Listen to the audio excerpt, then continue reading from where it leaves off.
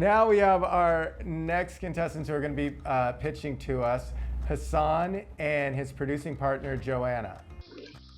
This is Joanna and Hassan. This is Vivica, Ted, Femi, and Maurizi. Nice to meet you all. Hi guys. Yeah. Nice to meet you. All right. All right. Okay. Thank you very much. My name is Hassan. My friends call me Hassan the Creator, and I will be presenting my short film, Dream of the Weave. Hi everyone, my name is Joanna Ogunjofo, and of course you already know I'm working with Hassan on this project. So Dream of the Weave is essentially a story that follows our protagonist, David. David is a comic writer, and so the film opens up in a dimly lit apartment where we can see a workstation, and David is clearly, his body language demonstrates that he's clearly struggling with some sort of creative or writer's block. The backdrop to this is also that he's also currently struggling or grieving the loss of his brother. So we can see like a framed picture of his late brother somewhere on that table as well. As he struggles, David pours himself a shot of the NEFT Vodka and then takes a quick swig. As time moves on, next thing you know, David then falls into like a slumber, right? As he sleeps, he dreams, and in that dream, we're transported into some alternate planet, which is called Planet Kalon. And there we encounter a character called Weave, who is currently locked into like a fierce battle with some bounty hunters who are looking to capture him. Now, as this battle goes on, Weave grows weary and almost loses all his strength. But then we see that some of the bounty hunters have captured another character who we learn is Weave's brother.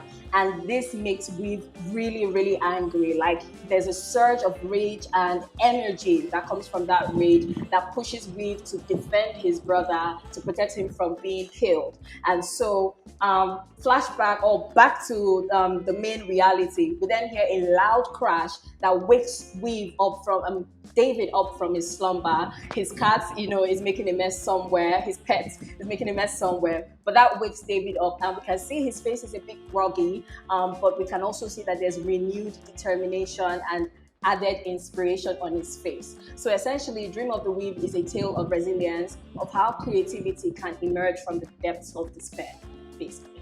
All right, no problem. Thank you very much. Okay, basically, right, this story is coined off from like my personal experience on writing, right? Because I always wonder how writers always come up with their stories. Like, are they influenced by their everyday activities, by their surroundings, by things that happen to them? Like, for example, growing up watching Spider-Man, for example, and when Uncle Ben died, was that something the writer experienced? Because that scene was truly emotional for most comic book fans. So that was basically what I had to do. That things that David cannot be in real life, like for example, he's going through a lot in real life.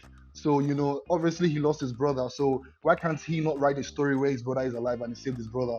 So that's what basically influenced the story. So looking at my visual reference here, obviously the dim lit bedroom when he's waking up and when he's working with his comic, and obviously him being transported to the realm, to the new environment that the dream that's going through. Okay, Hassan, I gotta cut you off there because it's gone. It's gone. Okay, all right. Thank you. I'm sorry, I have to do that. But all right, thank you very much.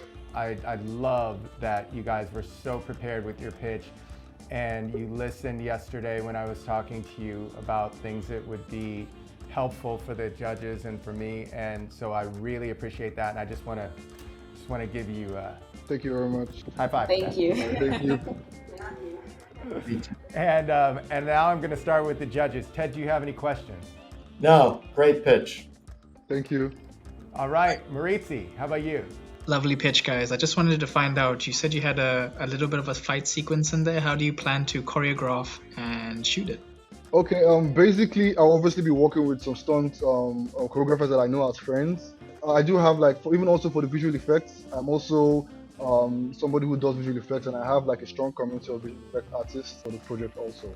I just want to support his answer because I know that not everyone heard it, but we work together. So essentially what we're doing is we're pooling some of the human resources that we have in our network. So some of those include fight choreographers. We actually have film choreographers that are some of our friends. And then he actually has a strong background in VFX. And so we're going to lean heavily into that to deploy, to execute that part of the project as well. So that's basically it. Thank you very much, Joanna. Thank you. Thank you. Femi, did you have any questions for them? Do you guys have a script ready to go? Not like 100%. Yeah, so we have like one, but we're still, making some tweaks to it, but yes. Okay, so that's it. And no more questions from the judges? Nope, I You all thought good? excellent job. I so appreciate you guys having graphics, being prepared. Yeah. Thought you did Really good. good job. Thank you. Well, thank you guys so much, and I will be in touch. All right. And thanks again for being so prepared. All right, thank you.